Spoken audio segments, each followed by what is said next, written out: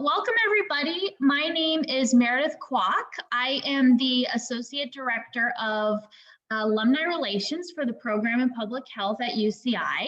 You may have attended another event or seen me with some alum in Dr. Gideons's practicum class, but if we haven't met yet, when you graduate, you absolutely will.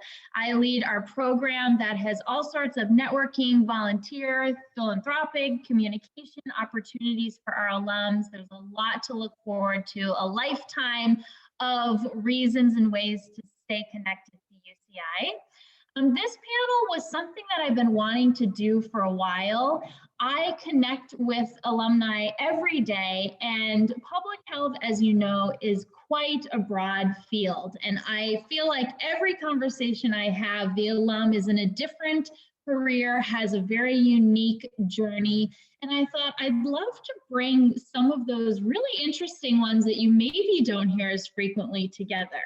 So here we are, we're finally doing it. I struggled with the name of what this event would be because I didn't want it to have a negative connotation, odd, weird, crazy, silly.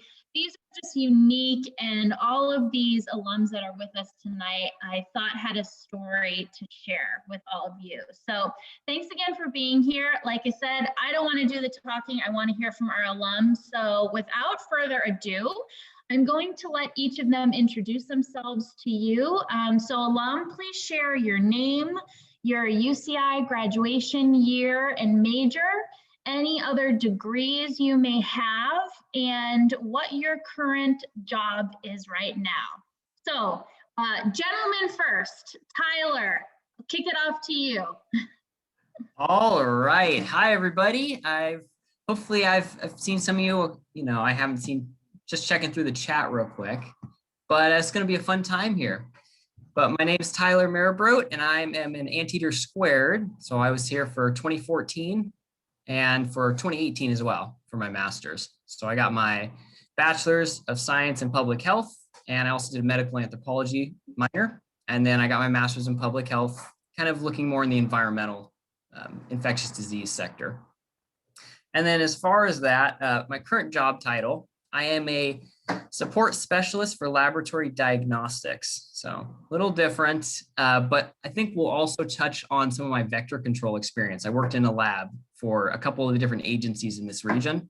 So that's where some of the more fun stories come from that we'll go through. So it's nice to meet you all, and it was fun tonight. Thanks, Tyler. Emily. Hey, everybody. Thanks for joining us today. We're going to have a lot of fun, talk a little bit about the aerospace industry and how I got there.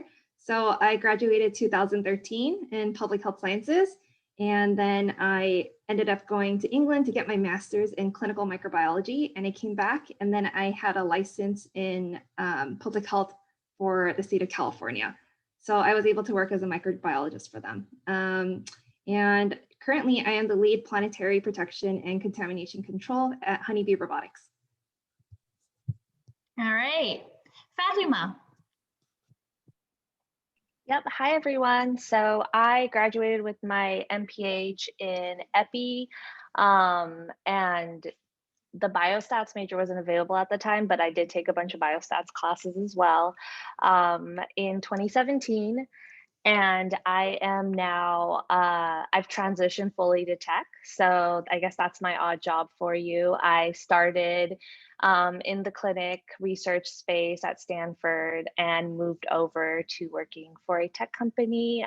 Or I guess they're an older company, but they're transitioning to becoming a tech company. I am at Weight Watchers. Thank you. Alejandra.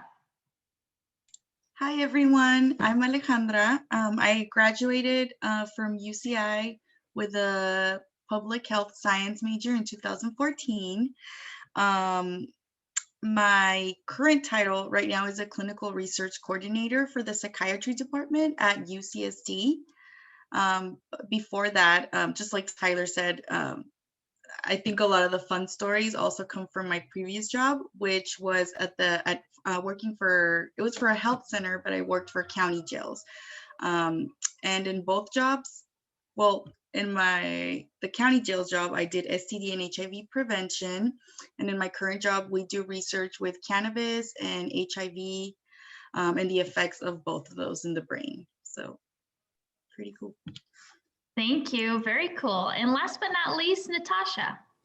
Hi, everybody. My name is Natasha Wasim. I graduated from UC Irvine in 2017, and I did a dual degree actually in public health sciences and public health policy. So it was really fun to have both sides.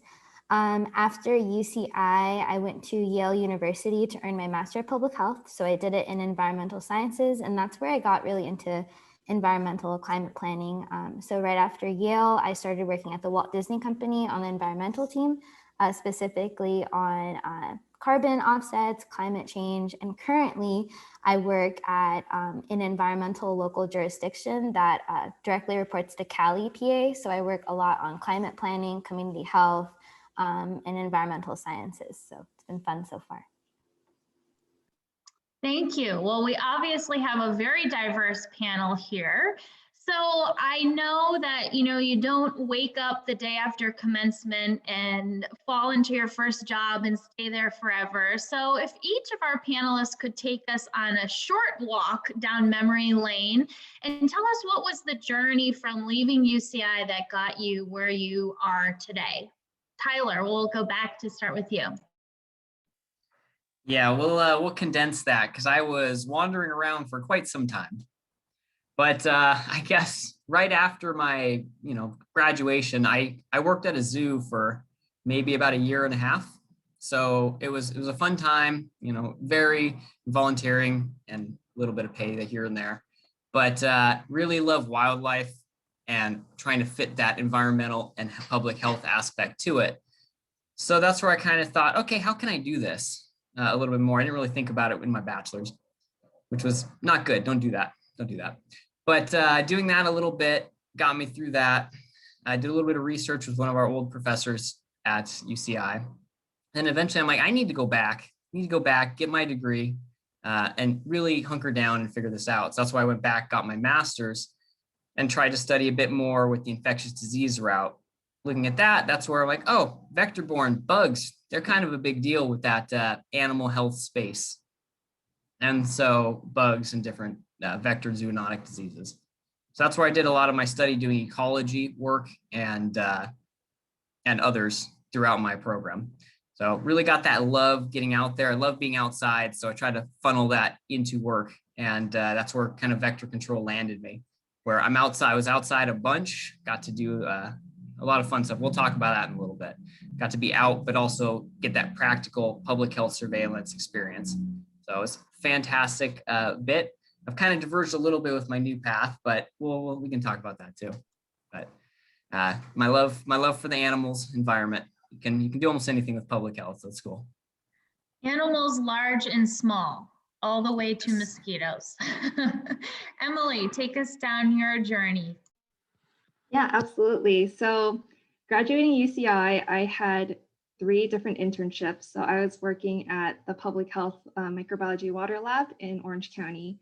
I was doing that. And then also I was still volunteering for the UCI Medical Center. And then on top of that, I was also teaching piano. So I was, just weaning off those internships. And I was applying for jobs in the meantime, and I was able to land a position at Children's Hospital of Orange County, but that was only because I was very proactive during college and I was able to establish those relationships with people during my internship. So I think that's extremely important.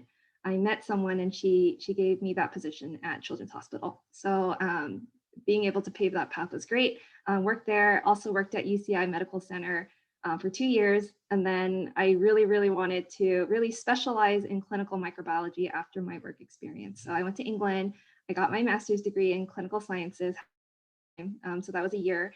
And then coming back, I decided to work for the state of California. And I went through this training program that was about 6 months to a year. I was able to get my license, but then I realized I really wanted to do research. So I ended up applying to what I specialized in during my master's, which is spore-forming organisms.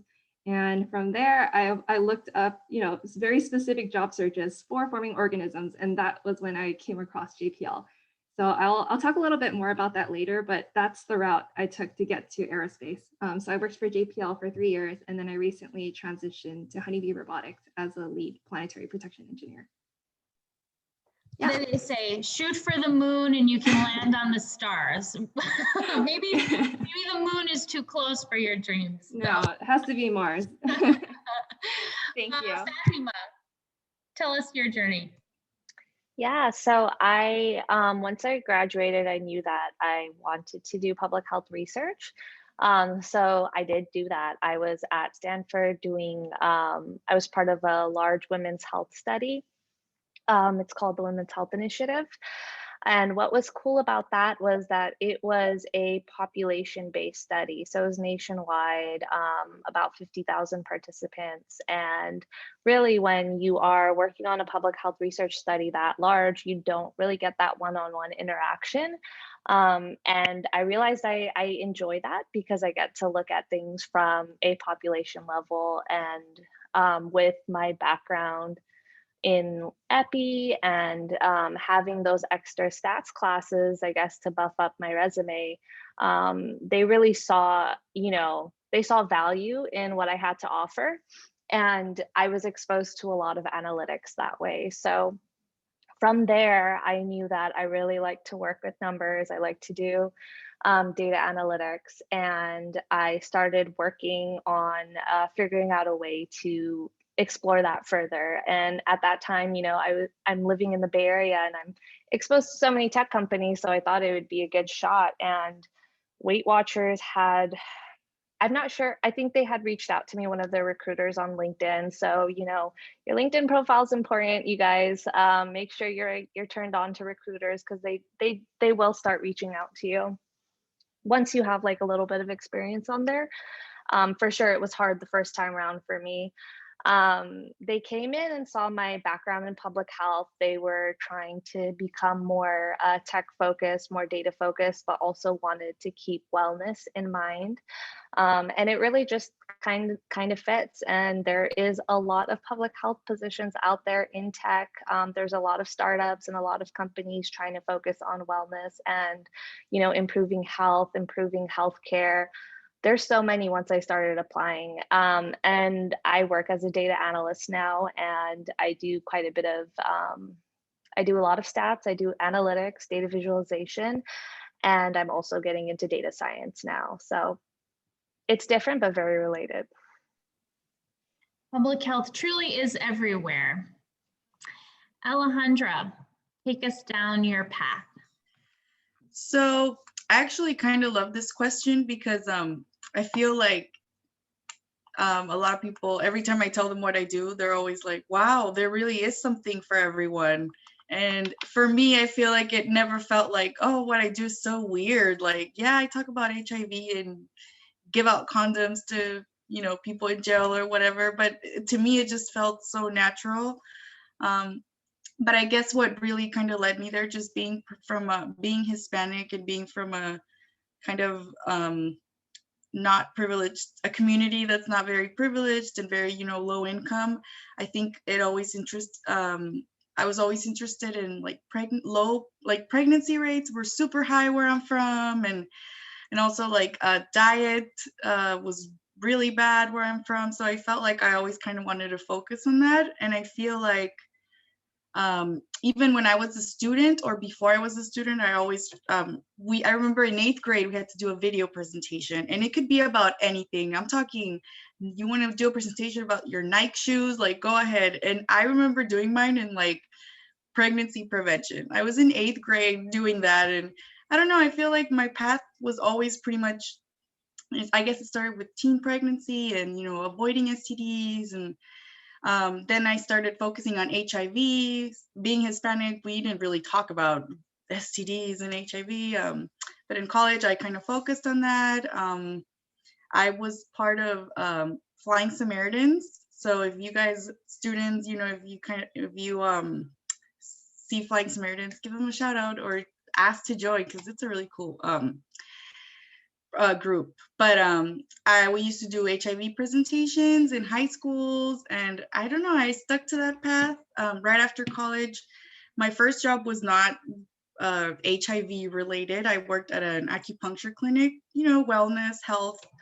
But I didn't give up, I guess, and I kept on applying. I remember looking in Indeed and just typing HIV, STDs, teen pregnancy, low income, and you know that job popped up. I worked for Sunny Cedar Health Centers. I'm actually in San Diego, so and I was there for about a year or two, and then I applied to UCSD Health. I kind of wanted to do the research route of HIV, and yeah, that's kind of how I got there.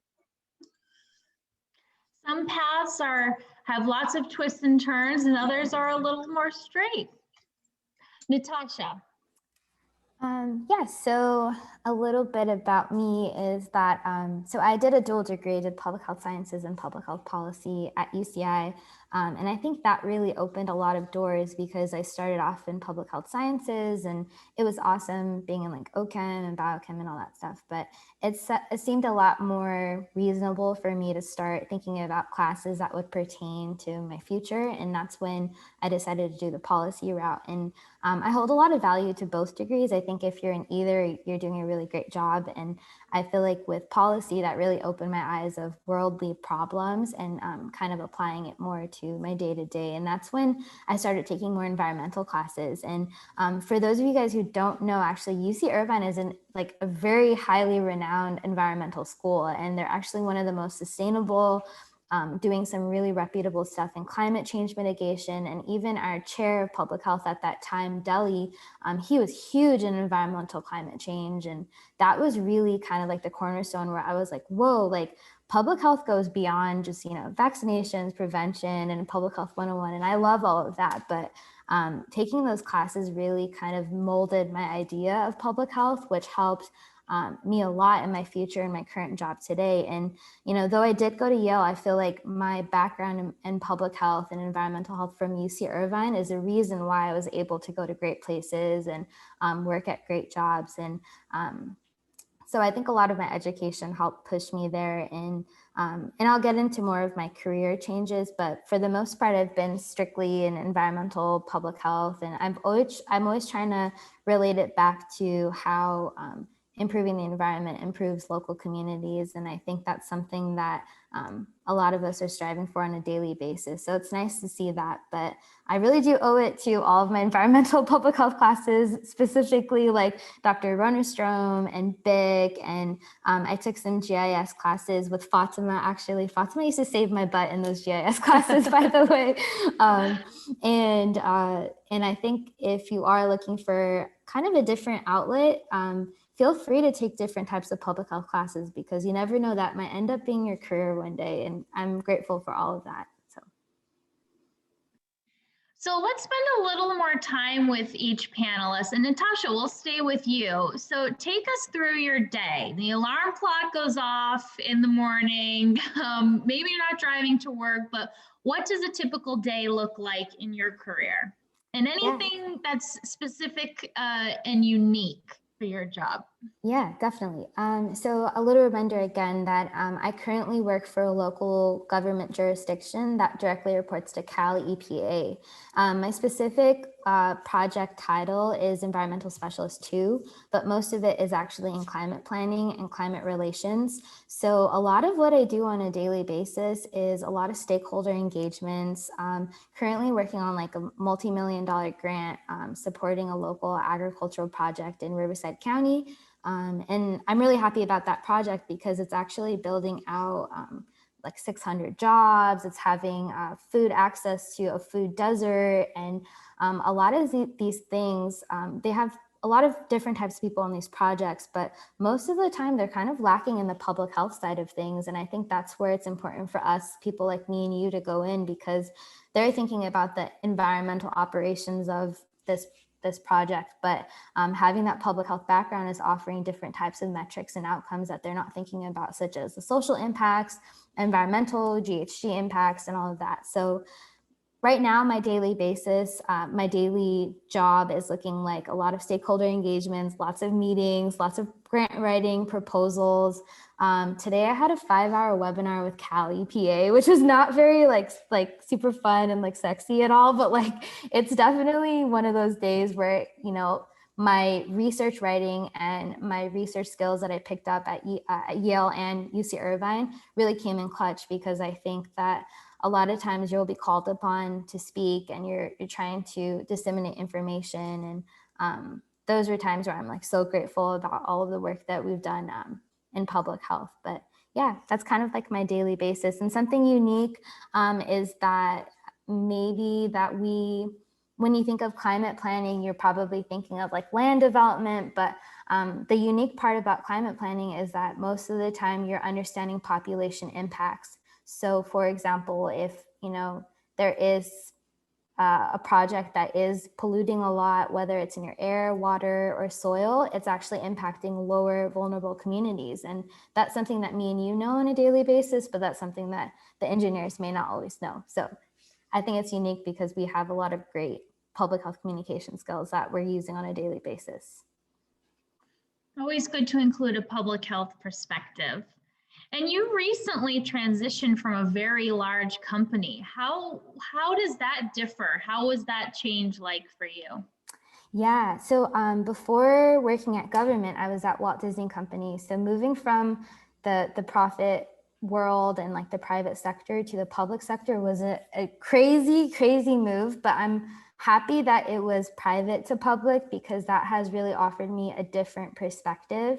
I'm not saying the Walt Disney Company is like perfect at all, absolutely not. But, you know, there are times where there are certain projects are really great. And then there are certain times where, you know, government projects are just like perfect, you know? So I feel like moving from private to public was kind of what I was always interested in. And though I love Disney and it was really fun, I think that seeing the different outcomes and impacts on a daily basis is what I've always yearned for. And I think that's something that was just calling in my public health roots, that I always wanted to stay within the community. So it was great. I think it's been fun. And though I don't have a Disney pass anymore, which kind of sucks, but I'm still happy to be in a community where I can see like the outcomes and impacts firsthand. Not a cast member for life. No, sadly. Okay, also working for a large company. Fatima, tell us a little bit about what your day is like at WW. Yeah, so it's definitely a shift. I went from a technically public nonprofit to private, and even though I was at Stanford, which is, you know, fairly large in itself, the public health study that I was doing was pretty small. So moving to a larger company, yeah, it was definitely very interesting because there's just so many people. One thing that I really do enjoy about that is that there's a chance to learn from a lot of different people. And you just meet so many different people from different backgrounds. Um, and, you know, it was the first time where I had to think of things that, you know, push the business forward rather than what type of health outcomes are going to happen when you're writing up a paper, which is, it's very interesting because when you work for a wellness company or just like a for-profit company based on promoting health, they those health outcomes matter when pushing the business forward. So you want your members to have wellness, to, you know, reach their health goals, because that means your product is working. So sometimes I think it's, you know, coming to the same types of conclusions, but in a different, you know, in a different perspective. And it's totally up to you whether or not, you know, that's what you want in your life. But I thought it was really great, and I think it's an amazing experience. And I was one funny thing that I do know that I can just say right now is that Natasha reminded me about research writing. So I was so honed in on writing like a scientist or writing like a researcher. So I never used third person. I used very formal language, and my senior lead or like my my VP would like let me know like, hey, this is your data and this is your analysis. why aren't you saying it's your work? And I was just like a little taken aback because I was like, wait a minute, I can say and I did this and I came up with these conclusions and these are the outcomes that I'm seeing. So, you know, it was really funny because, you know, you want to take ownership of your work and you want people to know that you did this. And it's yeah, it's just super interesting, like and to know that there's like famous people that are a part of your company. I thought that was really kind of bizarre, but also really cool too. So yeah, it's definitely been an experience. I'm happy to talk further about it. Thank you. Yeah, I guess famous people, Disney passes, just perks of the job. Okay, Alejandra, I'm not sure what perks maybe come through your job other than those of the spirit. Take us through a day in your life. Minor perks, I've hung out with law enforcement. So actually for both jobs. So just a little refresher, I'm a clinical research coordinator at UCSD. I work for the psychiatry department and we do research on cannabis and HIV and other drugs and the effects that they have on the brain. So I guess, you know, in like job titles where it says require, or not really requirements, things that you'll do in your job, other jobs as needed is pretty much what I feel like I do, because I do a lot. We have several studies at the HNRP, which is the HIV Neurobehavioral Research Center. We have studies about methamphetamine. Currently, I'm coordinating, well, so my study, kind of like how Fatima was saying that it's kind of hard to say like my study and my research, but I'm coordinating the effects of cannabis administration and endocannabinoids on HIV neuropathic pain. So this means people that are HIV positive and are diagnosed with neuropathy, they take, we don't provide it to them unfortunately, but they take cannabis and then we kind of assess their pain levels, how they feel, and then also how it affects neurobehaviorally, you know, can they still remember things, stuff like that.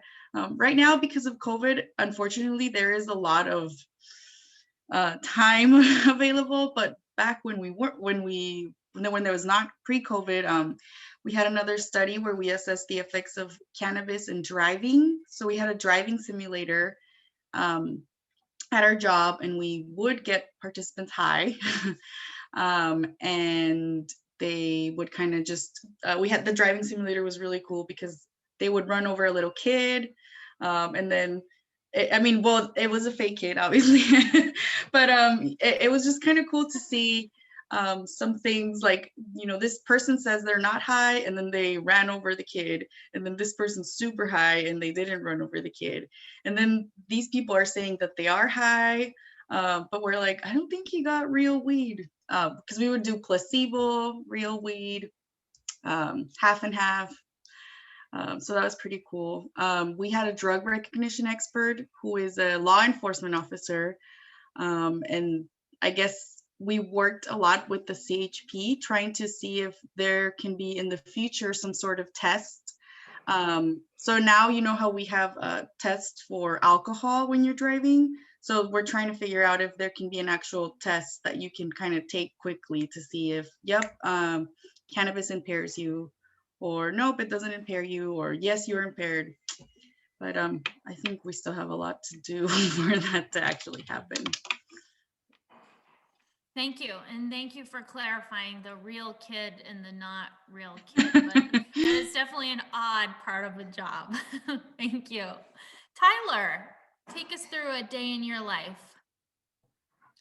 Yeah, so we'll talk. Mine's a little more hands-on, I guess, for a lot of the vector control stuff that you would do.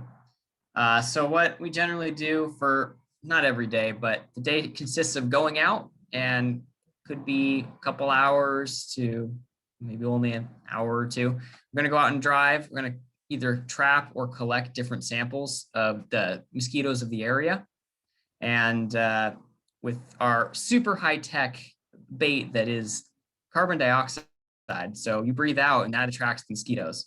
So that's a big attractant to most of the species in the area. So we bring them back, and then it's the painstaking process of going through and every one you identify down to the species level. So it can be from, we have maybe 5 to, I've had some traps that have had 5,000 to 6,000 mosquitoes in there. And so it can be a long day. So you have to go in, you're looking for tiny little features. From there, and you kind of see this, you have the ecology, biology portion of this job that then also sets out, and then we go into the microbiology and epidemiology portion. So it does a little bit of everything, as we'll discuss here in a second. So after we ID, I'm sure you guys have all heard of PCR by now with COVID-19. We do the same exact process, just with different primers or probes that are then going to tell you what you're actually looking for in the viruses that you're testing for. So I would go into the lab and we would test for different diseases like West Nile. We would also test for dengue, hemorrhagic fever, Zika, depending on the different species. And that's why we had to switch them around a little bit and identify them, because some species can have one thing, whereas others may not have anything at all. And so you don't want to waste your time on that, because those materials are not cheap and very hard to get during COVID times, because we use the exact same things pretty much as the COVID PCR. So I got to do quite a bit of microbiology on that end. Then from there, now let's go down in some of our favorite stuff. We go down into our insectary. We've had colonies there for over 10 years. So there's generations from 10 years, they've just been replicating hundreds and hundreds of generations. So there's quite a bit of upkeep for that we would keep. And I got kind of privileged over there that the kind of the owner of the colony and the professor over there, the doctor, he has one of the biggest pesticide resistance labs in the world for these types of things. So you can kind of study them and see what pesticides work and what don't. And so that's kind of like the antibiotic resistance that we see in different things. Well, our treatment is pesticides for different mosquitoes. So that's we're trying to see what works best and what doesn't, to be able to use the best efficacy that you can for these different species. And then you go from there to the epidemiological side. We have all of our data. I would do GIS, and you would do heat maps and a bunch of different things to say, hey, technicians, go hit here, go hit there. This is the really bad area. And so it was kind of got to do a little bit of everything, running around, got to go outside. So that was cool. And then one of my stories coming up is we do other stuff too, but we'll get there. To envision, so you have all these mosquitoes, and is it like a tweezer contraption separating and examining them? I can't figure it out. Yeah, we have microscopes because you can't see everything. Some of them I can identify by just looking at them, but there's some where you have to go in and you have to look for on their wing. You have to look for these veins that are going to be different here and there. So it can be somewhat time consuming. And yeah, you're moving them by little tweezers and forceps. Fascinating. Well, thank you for sharing. Last but not least, Emily would love to hear about a typical day in your job, but maybe a particular day as of today, because I know today and yesterday was very exciting for you. So please tell us more. Yeah, it sounds good. So I'll just start with the basics. So planetary protection is basically preventing forward and backward contamination of spacecraft so that we don't contaminate other planetary bodies. Also, backwards contamination is so that when we bring back samples from other planetary bodies, we do it safely and we do not contaminate Earth. So there's two parts to my job. On an ordinary day, I would say there's a lot of meetings. It's not going to be pretty straightforward because there's so many things that happen during my day. So meetings, a lot of the meetings is negotiating with engineers regarding requirements. So depending on which planetary body we're trying to send our spacecraft to, we have different requirements, and this pertains to cleaning requirements and how clean we have to keep the spacecraft. So some of these methods include baking out hardware or wiping it down with IPA, or even baking it out with a combination of both. So we have to keep the spacecraft clean from the beginning of a mission up until launch. So our job is to make sure that we're communicating with the engineers, we're constantly meeting and making sure that we're not damaging their hardware, and we're sensitive, and they're also sensitive to the fact that we have to keep it clean. So that's part of the negotiation. And then also writing up these requirements before a mission happens, I also do that as well. So a lot of the startup missions, like we're sending a spacecraft to Titan, and we haven't done that before. So I have to look into the science of things and what engineers are concerned about, what I'm concerned about, and then we find a middle ground so that we can make it work and we can send the spacecraft out. So that's one part of my job. Another part is doing the research. So coming up with new technology, infusing new things so that we can keep the spacecraft clean. Also to that, we study the microbes that are in the clean room, and we find a lot of really interesting microbes. A lot of the microbes are resistant to the different cleaning products that we use and also high heat. So I've worked with microbes that can withstand 300 degrees, and that's crazy, like that's unheard of. So we work with things like that, and these microbes actually build resistance in the clean room because we keep cleaning it, and then they mutate. So we have a lot of contamination problems, and that's actually how I found my job with spore formers, is because the spores are so hardy, they can withstand a lot of these cleaning procedures. So a lot of the research, and then on top of that, comes with the responsibility of making sure that everything's ready for launch. So most recently, for Mars 2020, I was at Kennedy Space Center, and I was part of the ATLO team, which is Assembly, Test, Launch, Operations team. And I there was sampling the hardware. So I got to gown up in my bunny suit, go into the clean room, and I ensured that everything was clean up until launch. So I would go in there at midnight with my swab, take a little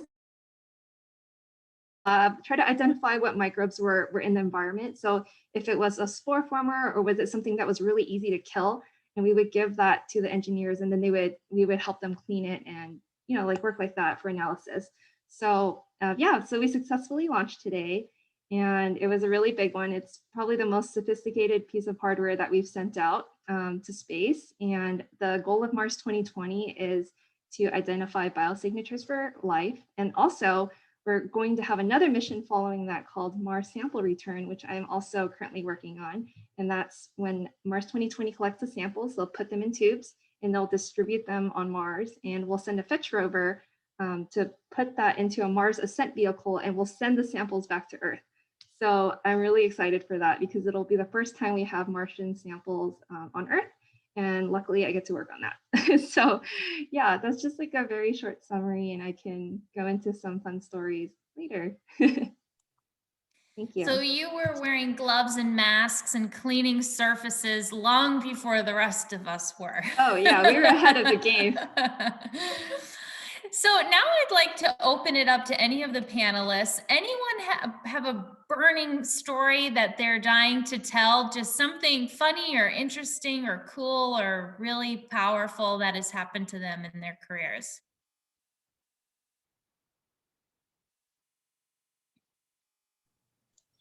I mean, I'd like to kind of share something. It's not funny. It's more, like you said, powerful, and something that just really like stuck with me and made me see that what I'm doing is totally like worth it and or needed. And hopefully some of the students here, like if they have the goal to continue on in public health and help underprivileged populations, they can keep on doing it, because it's important. I mean, Mars is great too, and don't get me wrong, that is like the coolest story I've ever heard. But so I was, I mean, a lot of us, and I'm sure us in the working field, sometimes when we're having a bad day, I was like, oh, I have to go to jail, I'm tired. And it was kind of one of those days. And this was back in my job when I used to work for county jails. So we would give all of the inmates, so I worked for the county, I worked for a health center, and we had to report to the county and the state. So we would give them surveys that they had to respond to, their name, not their name, sorry, their age, demographics, pretty much. And one of the questions was, have you ever had an STD, or in the past 12 months, have you had an STD? And this man, he was about in his 40s, maybe. His English was, I'm pretty sure he was Hispanic, and his English was really good, which meant he had been here for a while. And he asked me, excuse me, how am I supposed to know if I've ever had an STD? And I said, oh, well, you get tested for it, and I'm going to talk about it today. And he was like, oh my God, you can actually get tested to know? And I was like, yeah, I'll be discussing how to do that for free and where in the area. And he was like, oh, that's so cool. And I'm getting goosebumps just thinking about it, like these things that for us, or for some privileged people, are so available, and you're just kind of like, well, just go get tested and you'll know, or just use birth control, is not that accessible to others. And I just remembered that. I was like, oh my God, like, I'm so glad I'm here, and I'm so glad that, services are available. So yeah, that's my story. Someone please say a funny one now. No, that is powerful. And sometimes work, that becomes mundane is changing the world or changing somebody's life, and something that just seems like what you get up and do every day. So thank you for sharing that. Anybody else? Tyler. Far left turn if we want to here. I have two. One of them's really quick. I have never seen anybody so happy in my life to see me vaccinated, because I have rabies vaccinations, and they were super stoked for that. And I didn't think that would be just jump out of your chair happy. Then they're like, okay, cool. Now you're just in the necropsy room. And that's not where I wanted to be, but that's where I went because I had the vaccine. Necropsies are, cutting open dead animals and taking parts out of them. So just for who haven't done it before, it can get pretty dirty. But one of the, I guess another kind of funny one was I do a lot of, again, we go out to the field and we do a lot of work out in the field to collect different vector-borne diseases. They can be, or vector-borne species. They have, mosquitoes, we do ticks, we do fleas, all the creepy crawlies. So all the fun stuff. And some of the times you'll go out, and we were looking for hantavirus and the plague, which is still in the area, bubonic plague, still here, in some of these on our ground squirrels. So I would go out there, and again, like Emily was saying, you go in the bunny suit or a hazmat suit is what some people will call it. And you're out there, a huge respirator on, we're out on this golf course. Everybody's looking at you like, what the heck are you doing? And you're going out trapping for these different animals or for these types of things. Got some weird looks. People definitely do not want to be around you when you're like that in public. So it was pretty fun. And I won't go into details. We had to, have to euthanize the animals. So not my favorite part of it, but it's good for the public. And you definitely do not want hantavirus. It's way worse than COVID or any of these other pulmonary diseases or it can be if it spreads. So we're trying to keep that from happening. Thank you. Thank you for your good work. And the bunny suits come in handy in multiple fields. Natasha. Yeah, I could share. Actually, during my time at Yale, I was a part of something called the Climate Change and Health Initiative, where it was like the top 20 Yale students working in climate change. And we would get together like almost every month and do like stakeholder meetings and planning for policy out there. But actually, that was kind of like the moment where I was like, oh, wow, I guess like this seems like a really cool field. Maybe I'll stay in it, and this is at least like 3 or 4 years ago. And the initiative was actually first created by former Secretary of State John Kerry. So we had a meeting with him, and in walks in like Leonardo DiCaprio, and we were like, what the heck? Like, who is that? And why are there all these people here? And we realized that he was part of, it's called like Leonardo DiCaprio and John Kerry Climate Change Initiative. And they were there to kind of like talk to us about what we're currently up to and how we're taking it. And this was on the verge of when I had already accepted Disney. So when we were talking about our different projects and everything, they were even kind of interested to find how public health and environmental health would kind of intertwine. So when talking about Disney, that was kind of like the moment where I was like, wow, like public health is actually really needed in all areas. And that was definitely a moment where I felt very validated and very like, okay, I feel like every class I took in Irvine and my master's and where I am going now, that really kind of changed things. And all because I took an environmental class at UCI, I was able to be in the same room as Leonardo DiCaprio. And he looks the same, just like he does on TV, if that's what you're asking. His hair is still like perfectly slicked back too. And it was great. And we weren't allowed to take pictures. We're not allowed to talk about what we talked about, but it was definitely something that I feel like moved me forward and really validated. And I will also say that most of the time I am the only colored person in the room. So I felt like even more inspired to continue to work in this field, because you don't see a lot of South Asian women. You also don't see a lot of women in this field. So if you are interested, I definitely encourage you to try out some environmental classes, environmental public health jobs, internships, and I could always link anything to anyone who's interested. Thank you for sharing. And I love that you attach the value to your degree as a celebrity sightings. Maybe one more story, and then, well, one or two. Fatima and Emily, anything else you want to share before we answer a question or two? So I recently met astronaut Kate Rubins, and I didn't know she was a microbiologist. So when she came to JPL, I was basically having like a nerd moment. It's not a funny story, but I was basically having a nerd moment, and she inspired me to do an astronaut training program. So I went to Hawaii, and we were basically isolated in this dome in the middle of nowhere, and we lived in astronaut conditions for 2 weeks. And it was probably the most eye-opening experience, because we had water limitation, we had to live we had dry foods, we had to live without greens, and it was a very grueling experience. It was eye-opening. So yeah, I feel like just being really resourceful and talking to people, I think that's like the main takeaway if you're here today and you really want to, get into a new field, or if you're interested in, just learning a little bit more about other careers in public health. I think doing your research, talking to people, and yeah, I think that should be a really, really, really good goal for everybody to have. And if anyone's interested in interning at JPL or anything NASA related, just let me know and I can guide you in the right direction. We're always taking interns. My company is also taking interns. So yeah, let me know if you're interested. I think the only interesting thing that I have is that I started during COVID, and it's like almost a year.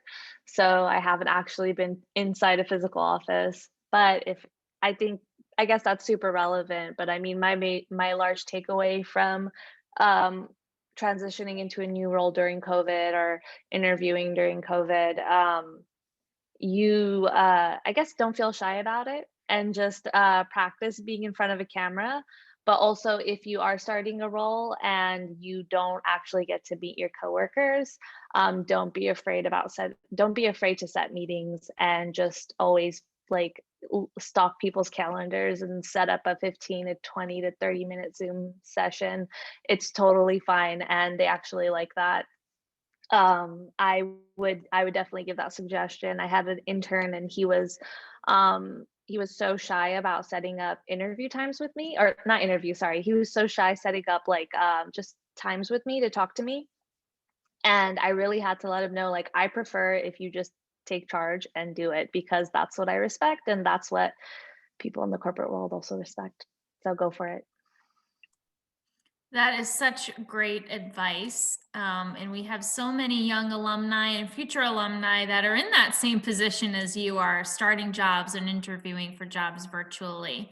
So that's a perfect segue. We have a question from Kimberly, and I think this will resonate with a number of the students in our audience. How prepared did you feel when starting your job? Would you say that school prepared you, or did you have to do more self-learning on the job? And then she says in parentheses, I really don't feel prepared for post-grad life. So I'm sure we all felt this way at one time, and maybe even again after graduation. So I'll open it up to any of you to answer.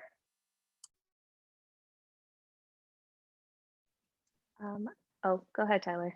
Oh. I just talked. Oh, okay. Well, I was just real quick. I did not feel prepared at all. So it can be tough. I tried my best. I did quite a bit during my master's, and I had quite a few skills.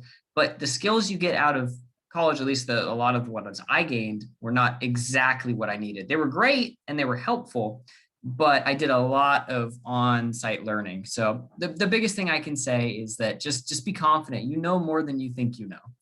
And there's so much you can bring to the team.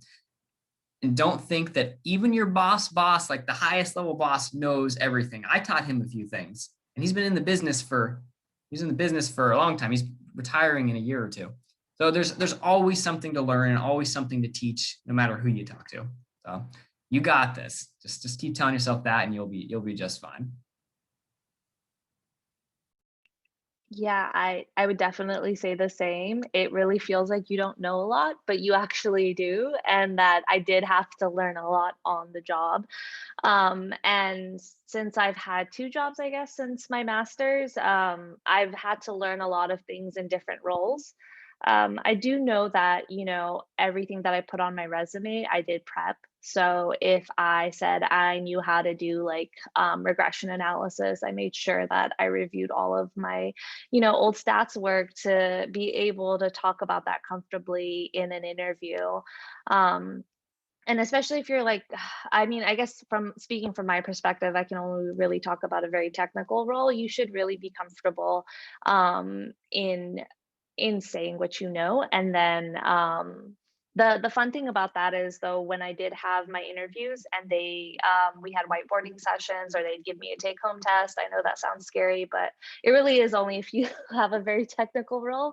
I don't know if everyone else had the same experience.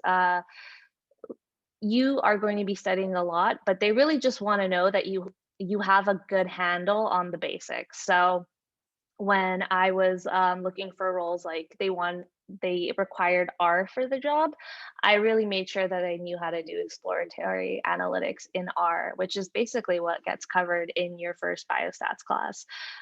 So it can be daunting, but in an interview, they just want to know if you have a handle on the foundations.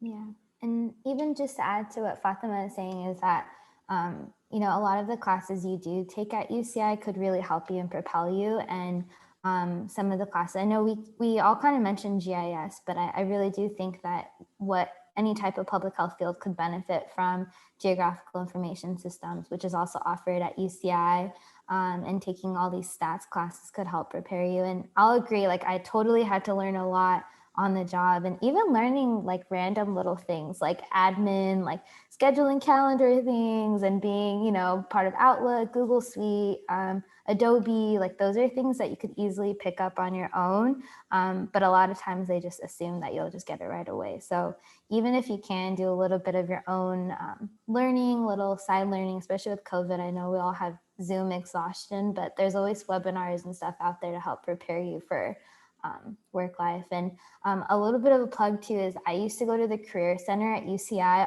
all the time. And I think that's something very much overlooked. And I used to always bring my resume there because, to be frank, I didn't have anyone in my life to always look over my resume or my CVs or my cover letters. So having somebody at UCI Career Center or even your professors kind of talk you through things could really help propel you into post-grad life a little easier. And I still use a writing center sometimes.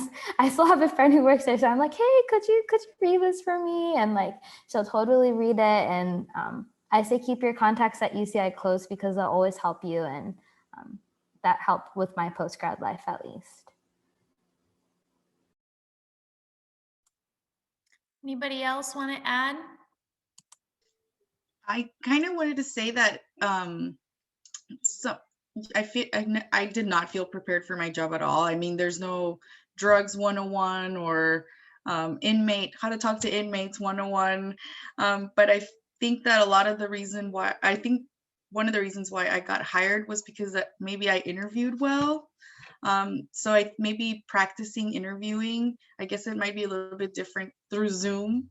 But if you just like, I think Natasha said, or Fatima said it, as long as they can see that you can handle it, whether it's, communicating with in public or kind of, whatever job you're applying to, if they see that you can handle it, then I think you're in it. And I actually answered the question privately when it was asked, but when Kimberly asked it, but I feel like at least I'm very grateful to have the two jobs where I started working be very, very welcoming and they taught me a lot. I had no idea all these drug names and how to make them, how to smoke them, how to, and it was a very welcoming environment. And I guess hopefully most jobs or all jobs are like that, where they're just very it's a very learning environment. And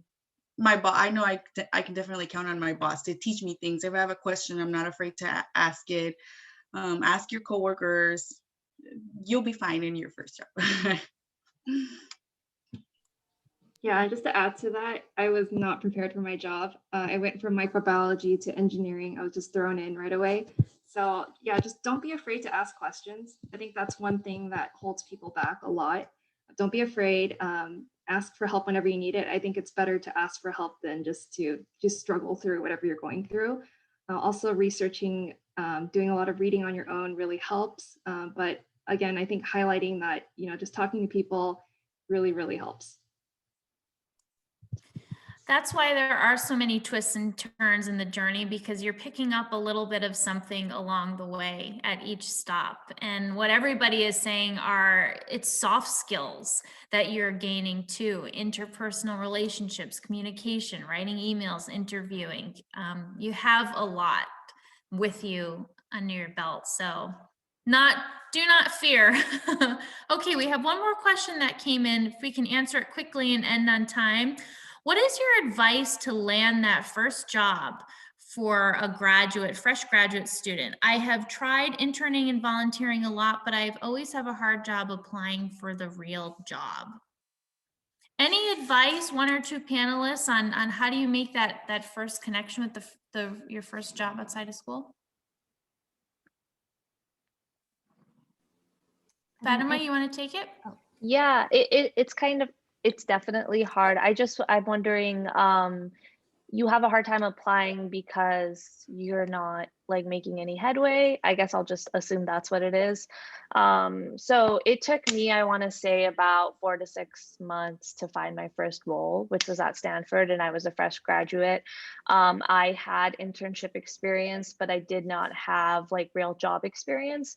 And I will say that does put you at a disadvantage, unfortunately. And it just makes things hard. It's not fair. And there shouldn't be an expectation for someone who's just graduating to have this professional job experience. But I know that that's a wall that a lot of graduates hit.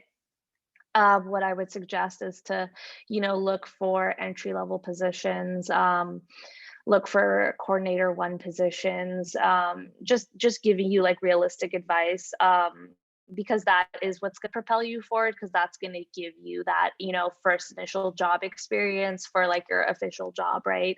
And from there, you can just move yourself forward. People just really want to see you have some type of job experience. So maybe try to apply to everywhere you want, but what ended up working out for me is when I started looking at a wide array of jobs that maybe didn't require a master's, and it ended up being that it just wasn't in the job description. But my first job didn't require a master's, but everyone that I worked with had a master's, so clearly they preferred that, but the job description didn't require it. And it was I think a coordinator 1 position, and then I got promoted to a coordinator 2 position. So it's not pretty, but yeah. Thank you. Well, we are at 7 o'clock right now. Like Natasha mentioned, for the students out there, take advantage of the resources that are available to you on campus. Also, this isn't the only time that our alumni gather to speak to students, so please keep an eye out on our Instagram and in your email, and attend other events. Our alum are always happy to give back and connect with students. For our alumni, we do have a chapter that, Natasha, looks like you've unmuted to share some upcoming events. Tyler can as well, but yeah, Tyler and I both sit on the Public Health Alumni Chapter Board, and we do have an event next week for homecoming. We do have a virtual booth, so if you are interested, you should stop by 10 to 12 p.m. next Saturday. And then Tyler, do you want to do the second event in April? Yeah, so definitely come along for homecoming. It's gonna be a good time. But if you don't come on the 8th of April, we're going to have a petting Zoom event. So just going to bring our pets, going to have a hangout session on Zoom. It's going to be awesome. I have quite a few animals to show off. So stay tuned for that if you go there. I'm not going to say it unless you make it there. So make it there. Well, We'd love to please- have you. Yes, please connect with us on our Instagram, UC Irvine Public Health. I saw Emily put her information in the chat. Thank you to our audience members for being here. And audience, please throw a virtual applause up in the air for our panelists. Thank you all for giving your time and sharing your knowledge and your stories with us. We're so proud of you and lucky to have you. Yay, look at that. I love that. It's like fireworks. So panelists, if you don't mind just staying an extra minute to wrap up with me, but thank you everyone for joining.